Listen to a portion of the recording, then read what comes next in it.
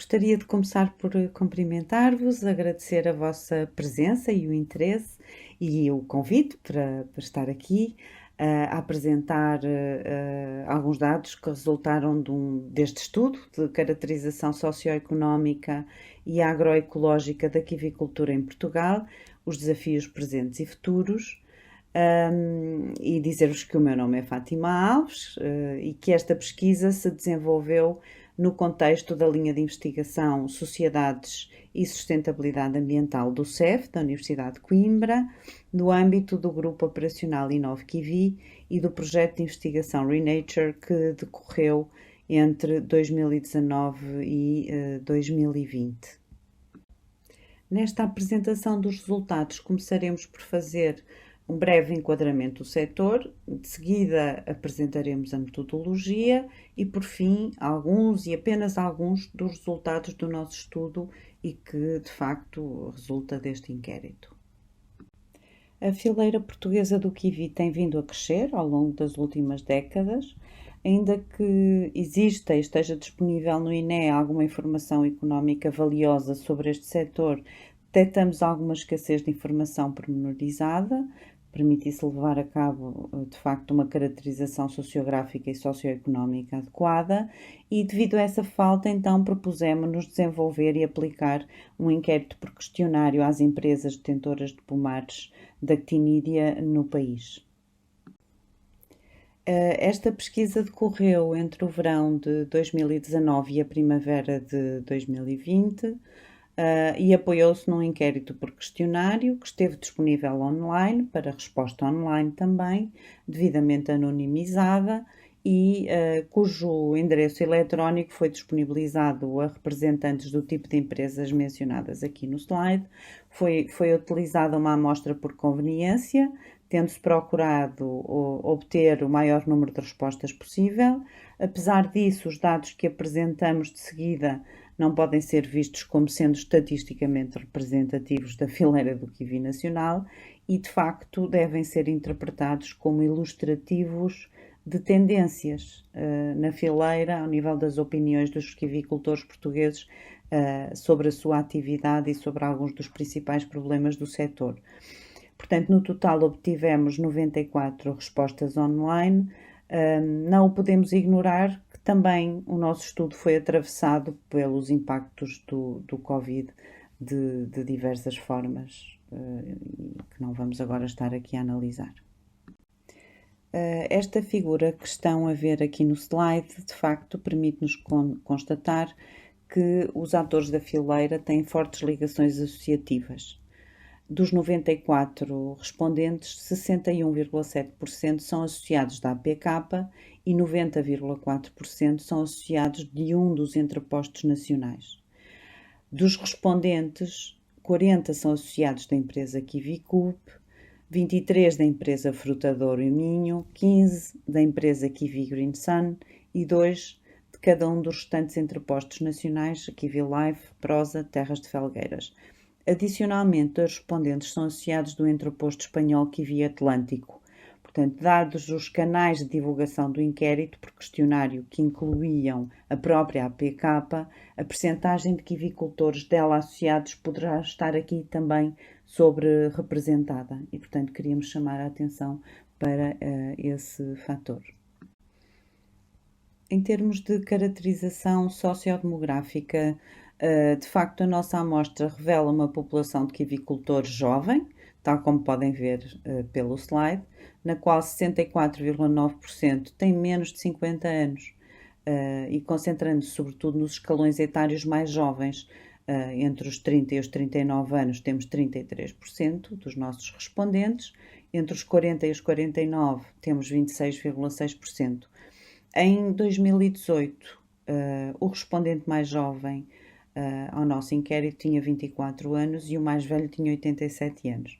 Portanto, a amostra é maioritariamente composta por homens também, portanto, 75,5% da nossa amostra de facto é do sexo masculino, naturais de Portugal e casados ou unidos de facto. A nossa amostra apresenta níveis de escolaridade bastante elevados e é plausível considerar que a juventude da nossa amostra contribui para esses dados. A kiwicultura é para uma percentagem significativa dos nossos respondentes, em particular 74,5%, uma atividade económica complementar. E na maioria dos casos, em 72,3%, ela é responsável por metade ou menos do rendimento anual dos respondentes. É também interessante sublinhar que uma parte considerável dos nossos respondentes têm familiares que também se dedicam à quivicultura. Encontramos quer casais em que ambos os cônjuges são quivicultores, quer famílias nas quais há uma sucessão intergeracional nesta atividade.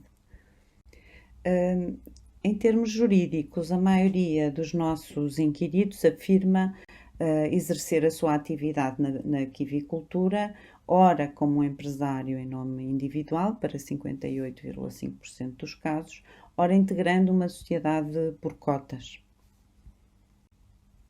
Tudo indica que a juventude da nossa amostra condiciona o início recente da sua atividade profissional. Vemos que a maioria dos respondentes iniciou a sua atividade profissional na quivicultura há poucos anos, com 69,1% a tê-lo feito na última década, portanto 2010-2018. Contudo, enquadrando estes dados no aumento progressivo da área plantada com actinídea no país, é plausível considerar que este número significativo de inícios recentes na atividade profissional na quivicultura suporta o crescimento da fileira nesta última. Como seria expectável, dada a conhecida concentração da quivicultura nacional nas regiões agrárias entre Douro e Minho e Beira Litoral, é aqui que maioritariamente se localizam as sedes das empresas presentes na nossa amostra. A maioria das sedes empresariais localiza-se na mesma região agrária em que se localizam os pomares explorados pela respectiva empresa. A imagem da quivicultura portuguesa como sendo composta sobretudo por explorações de pequena dimensão é efetivamente confirmada pelos nossos inquiridos. 60%, ou, aliás, mais de 60%, à volta de 67% destas empresas exploram terrenos abaixo dos 5 hectares e 87,2% das explorações têm até 10 hectares. Na totalidade da nossa amostra, apenas 2 explorações têm dimensões superiores a 30 hectares. Agregadamente, os pomares das 94 empresas da amostra ocupam 376,2 hectares, o que corresponde a 13,75% dos 2.736 hectares ocupados em Portugal em 2018 por pomares de actinídea, segundo o INE e segundo a FAO-STAT. Confirma-se em grande medida, dada a sua pequena dimensão, a maioria das empresas da fileira, portanto 97,9%, não possui condições próprias para armazenar e amadurecer a sua produção após a colheita. E, portanto, de modo coerente com os restantes dados e com o que se conhece da fileira, 84 das 94 empresas da amostra vendem a sua produção anual de kiwi através de um entreposto do qual é associada. Esta figura permite-nos observar a faturação anual das empresas da amostra em 2018 e revela que há um número significativo de empresas que nesse ano não faturaram ou apresentaram uma faturação muito reduzida, em alguns casos insuficiente para fazer face aos custos operacionais da empresa ou para recuperarem até o investimento realizado para iniciar a atividade na fileira. E de facto, 26,8% das empresas da amostra não tiveram uma faturação positiva em 2018. Também vemos que mais de metade das empresas da amostra, 52,4%, registaram uma faturação nesse ano que não ultrapassou os 5.000 euros. Um dos fatores explicativos poderá ter a ver com a data recente da plantação dos pomares das várias empresas.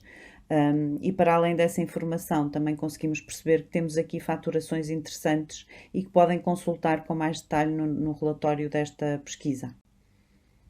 Neste slide podemos observar como seria expectável, dada a sua pequena dimensão, a maioria destas empresas não tem trabalhadores permanentes. Já no tocante ao recurso a trabalhadores sazonais, observamos variações consideráveis entre as empresas da nossa amostra e que nos devem, de facto, deter em termos de análise futuramente. Igualmente, gostaria de chamar a atenção para esta tabela, onde podemos ver os valores pagos por hora de trabalho aos trabalhadores agrícolas sazonais pelas empresas da amostra, que variam entre os 13 € e os 9 € a hora. Da mesma forma, das 33 empresas da amostra que indicam ter trabalhadores agrícolas permanentes, a maioria paga estes últimos salários mensais com valores próximos do salário mínimo nacional, enquanto que 11 empresas pagam aos seus trabalhadores agrícolas permanentes entre 750 e 999 euros. Já no tocante às 18 empresas da amostra que indicam ter trabalhadores permanentes com funções administrativas e ou de gestão, para além dos próprios proprietários, de facto estes últimos continuam a oferir sobretudo salários que oscilam entre os 500 e os 999 euros. Já no que respeita ao financiamento, várias empresas da amostra indicaram ter recorrido a algum tipo de financiamento desde o início da sua atividade, maioritariamente através da banca ou do Estado. Porventura, uma das informações mais relevantes para a fileira e para quem com ela trabalha, que esta caracterização contém, é um mapeamento exploratório do que as empresas da amostra consideram ser os principais desafios com que se deparam na sua atividade profissional. E, portanto, foi solicitado a cada respondente que identificasse os 3 principais desafios que a sua empresa enfrenta, como podem ver aqui nesta tabela. E, de facto, é significativo, desde logo, que a resposta mais frequente tenha sido o controlo de doenças nos pomares. Como veremos, o cancro bacteriano causado pela PSA é a doença mais referida, mas outras são mencionadas também. Portanto, quando este problema é aliado aos desafios que são mencionados de forma menos frequente, que são o controle das plantas infestantes nos pomares ou o controle das pragas, de facto vemos que agrícola e economicamente os quivicultores nacionais estão notoriamente preocupados com estas questões. É também significativo que o segundo desafio, mais vezes mencionado pelos respondentes, com pouco menos referências do que o controle das doenças, seja a obtenção de mão de obra. Plausivelmente, esta dificuldade em encontrar mão de obra explica que a maioria das empresas da amostra pagam remunerações aos trabalhadores sazonais superiores ao salário mínimo nacional, no caso de algumas empresas até mais de 2 vezes superior. Um enquadramento amplo das flutuações da economia portuguesa nas últimas décadas seria necessário, sem dúvida, para compreender de forma adequada as dificuldades que várias empresas desta fileira encontram ou têm encontrado no recrutamento de trabalhadores. Entre outras coisas, seria necessária uma discussão sobre o emprego no setor primário como um todo, pois esta dificuldade, plausivelmente, estende-se a outras fileiras e não apenas à do kiwi. A urbanização crescente que o país experienciou nas últimas décadas, bem como as representações sociais dominantes sobre o que significa o trabalho agrícola, poderão ser fatores relevantes para entender este desafio, bem como a própria imagem do agricultor, etc. Portanto, há aqui uma preocupação significativa entre os respondentes com o preço a que as suas empresas conseguem vender a sua produção agrícola também, e este desafio ocupa o 3º lugar e que pode ser explicado por fatores já aqui falados, sem dúvida, entre outros. Aqui podem, de facto, neste slide, podem ver quais são as doenças que foram mais indicadas. E neste, de facto, podemos ver aqui também quais foram as pragas mais indicadas. Bom, e para concluir, para fechar esta apresentação, que é uma apresentação parcial, como eu disse no início, dos resultados deste inquérito, deixamos aqui os outros desafios que preocupam o setor, que preocupam os nossos respondentes, não é? Que e que, sem dúvida, nos podem dar aqui, são indicativos da situação global que esta fileira enfrenta.